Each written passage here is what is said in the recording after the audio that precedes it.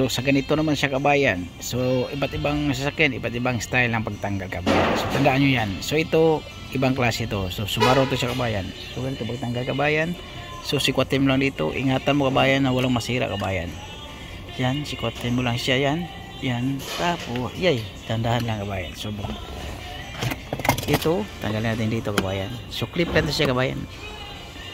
Yan, so kabila. Yan, so tanggal na siya kabayan. Tapos yan. Tapos ito. So boltan siya kabayan. So ingatan mo yung bolt na hindi mawala. So yan.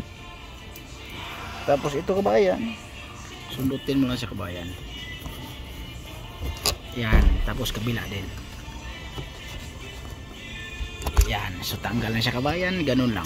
So wag mo lang tanggalin yan siya kabayan na nakaipit para hindi ka na maglagay ng lagyanan. So ilagay mo lang sa tabi para hindi makahalo yung kaliwa at kanan, kasi yung kaliwa tanggal na, yung kanan tanggal na rin. So ganun lang kabayan, tanggal natin siya kabayan. So clip lang siya sa kabayan, tanggal. Hanapin mo yung clip dito kasi may clip yan sa loob para hindi masira yung clip. Yan.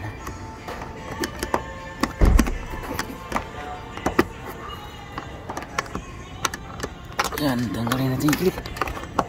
So hindi makita, so kita din yan. So gamitan natin yung ilaw. So wala tayong ilaw kabayan. So yan. Yan. Okay na siya kabayan.